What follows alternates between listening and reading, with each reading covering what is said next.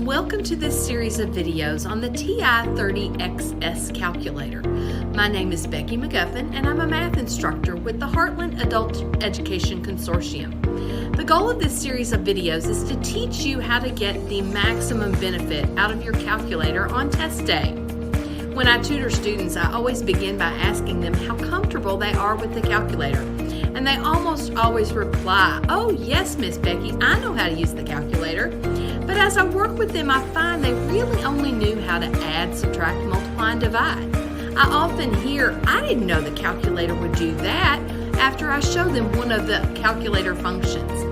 In this series, we'll go over exponent buttons, scientific notation, fractions, percents, even the store and variable buttons that you'll be able to use for more challenging algebra problems like those you'll find on the GED. If possible, I suggest you have one of the calculators in your hand as we go through these videos. That will allow you to practice each of the keystrokes as we go through different examples. This journey may be long, but I promise it will be rewarding and you will learn something about your calculator before we finish. So let's begin.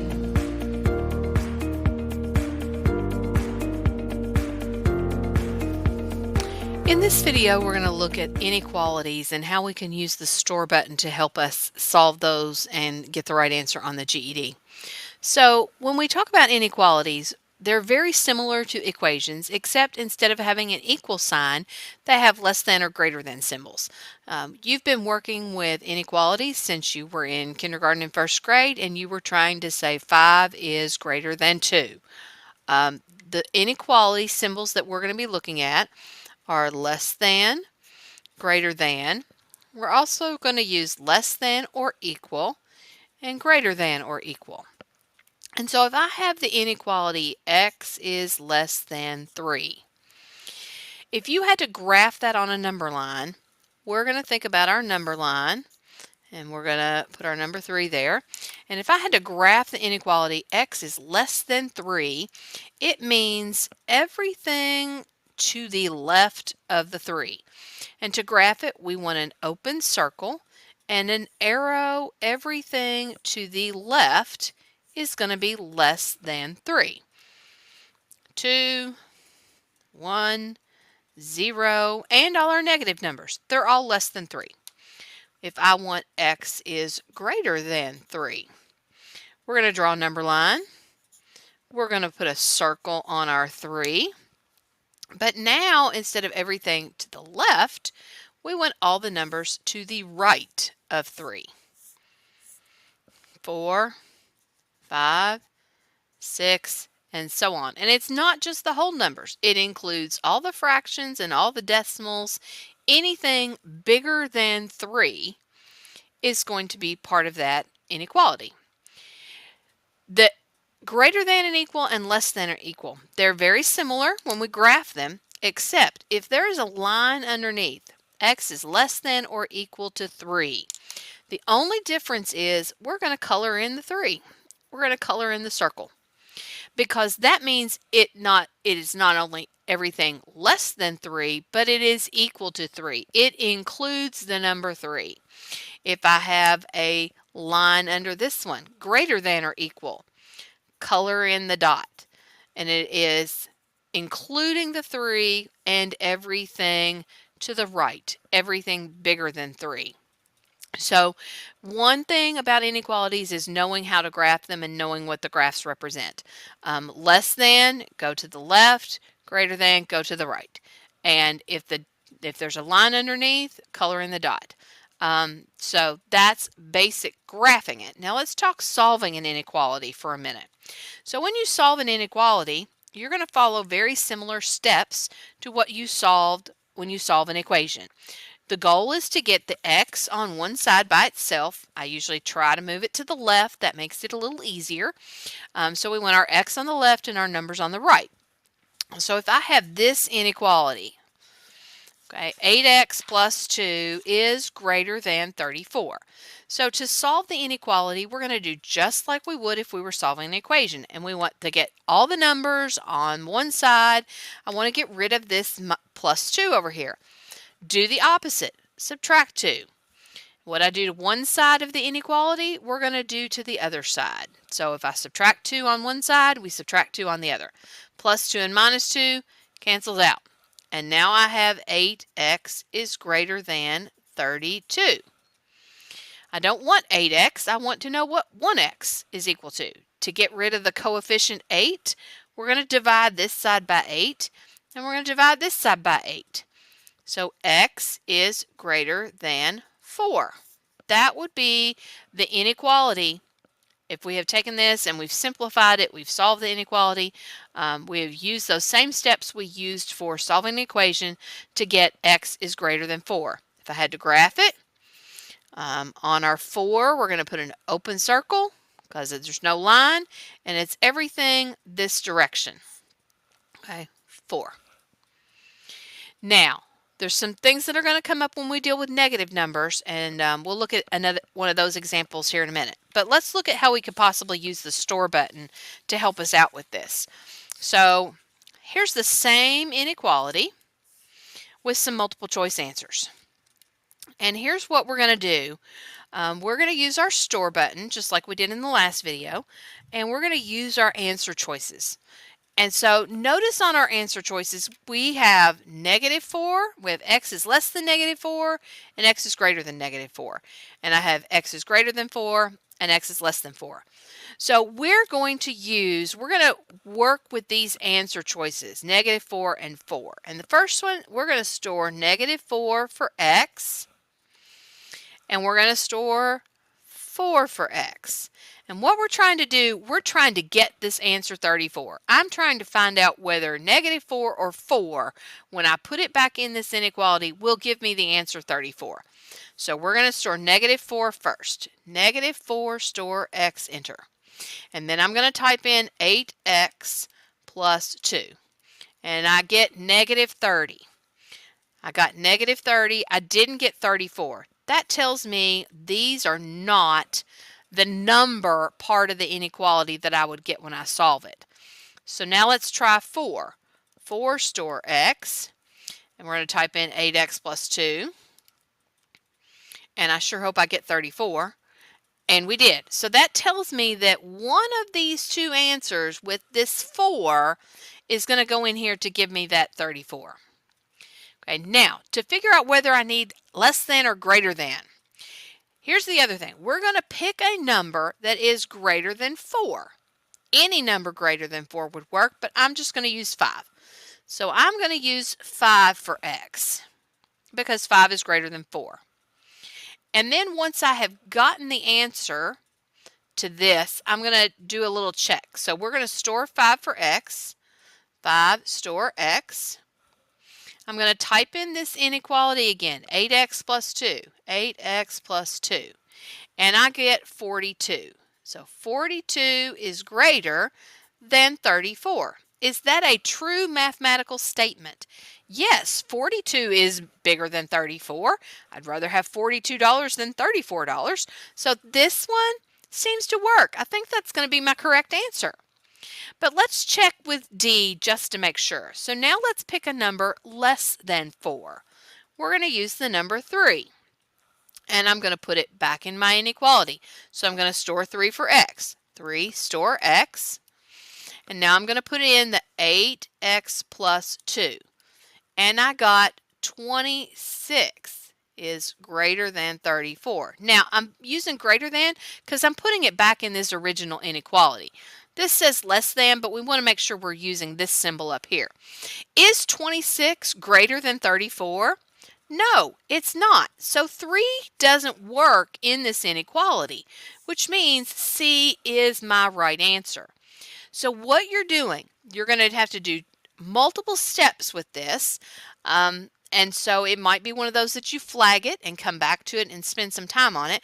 But you want to store your answer choices and see which one gives you this number.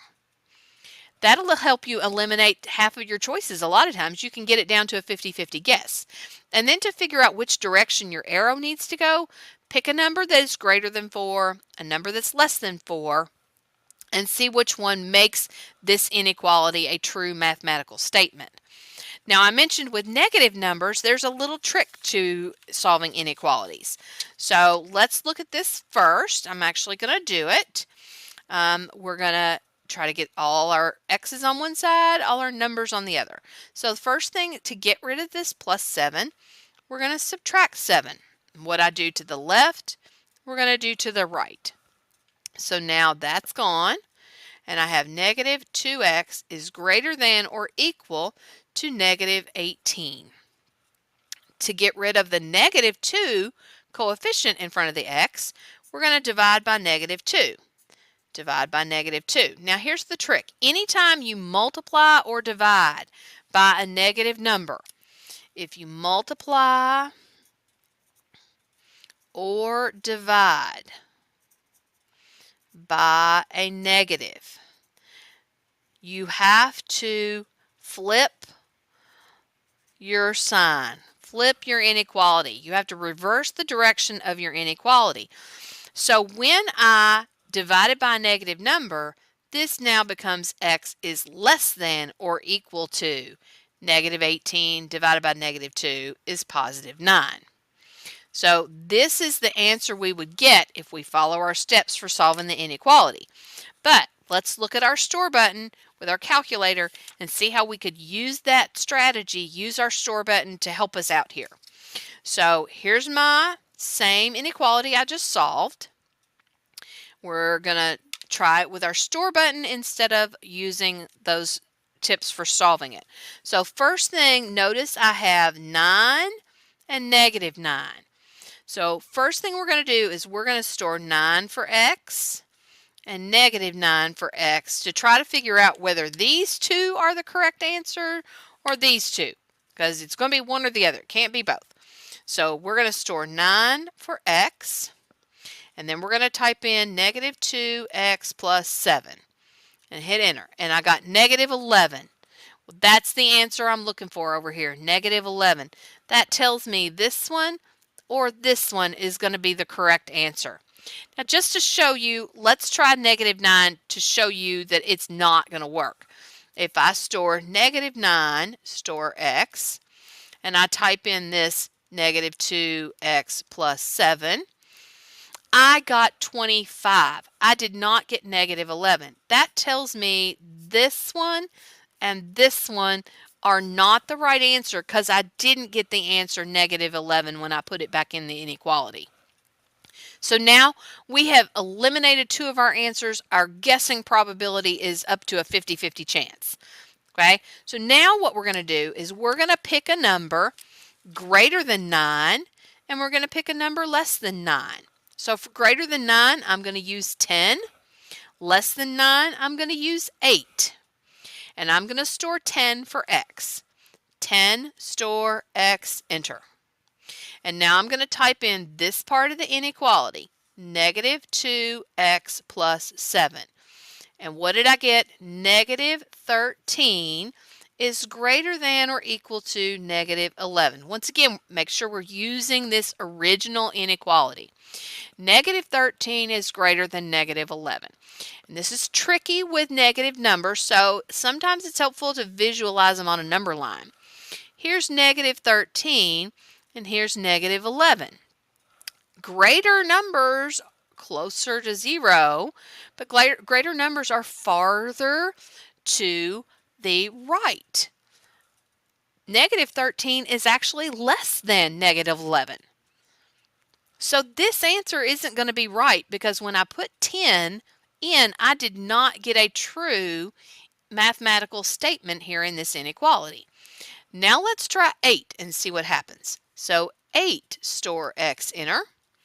We're going to type in this equation, negative 2x plus 7, and I got negative 9. Once again, even though this arrow is pointing to the left, I want to use the one from the original inequality.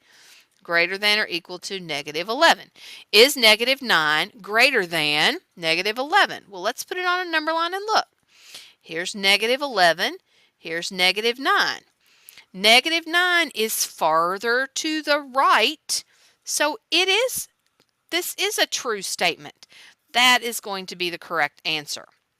So As I said, it is multi-steps. You have to enter the numbers to see which one gives you negative 11. And then you have to pick a number less than and greater than and put them back in to see which one gives you a true mathematical statement. If you know how to solve an inequality, it's probably just easier to solve it than to use your store button, but you can at least use your store button to check your answer and make sure it's correct. And it gives you a way to eliminate half of your answers to get it down to a 50-50 chance if you're not great at solving those inequalities. And always remember, if you divide by a negative number or multiply, you have to reverse the direction of the sign. So let's look at one other example that's a little more complicated. I'm not even going to try to solve it first. We're just going to use our strategies.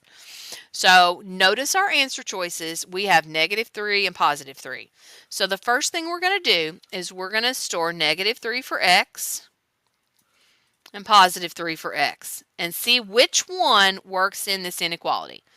Now, notice again, I have an x on both sides, so that's what makes this more complicated. There's an x on the left and an x on the right. So we're going to store -3 for x. -3, store x, enter. And I'm going to type in one side of the equation, 3x minus 3, parentheses, x minus 4. Close my parentheses. And I got -21. Okay, now I want to put in the other side and see if I get -21. X minus 6. I got -9. These two numbers are not equal to each other. So when I put -3 in here, I didn't get the same thing on both sides. That tells me -3 is not going to be the correct answers. But let's try 3 to make sure this is going to work. 3, store x, enter. I'm going to put in one side of the equation, 3, parentheses, x minus 4, and I got -3. Now we're going to put on the other side, x minus 6, and I got -3. Well, since I got the same thing on both sides, that tells me one of these two is correct.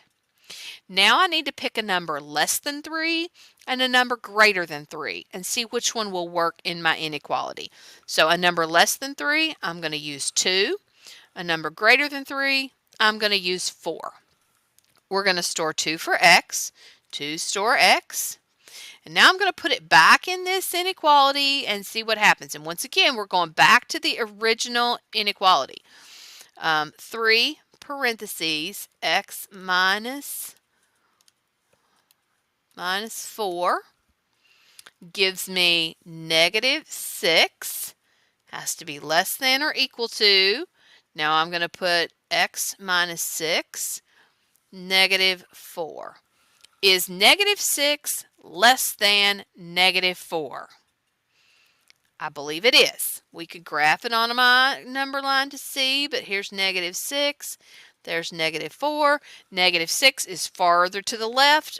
I think that looks like a good answer. But let's check this one and make sure. So we're going to store 4 for x. 4 store x. I'm going to type in one side, 3 parentheses x minus 4. We hit enter and we get 0. Now I need to go back to my original inequality, less than or equal to, and now I'm going to do x minus 6 on the other side. And I got -2. Is 0 less than -2? Well, let's put it on a number line. Here's 0. There's -2. No, 0 is greater than -2. That means this does not make a true mathematical statement, so this inequality can't be correct. That one is correct. As I said, this is complicated. It takes several steps. You may not fully understand the process that we did. Store the numbers. That will at least let you eliminate two choices.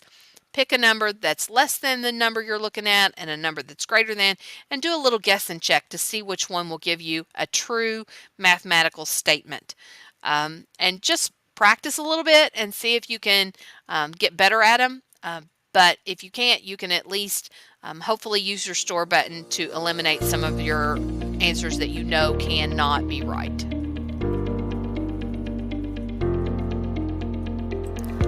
Now it's time to practice.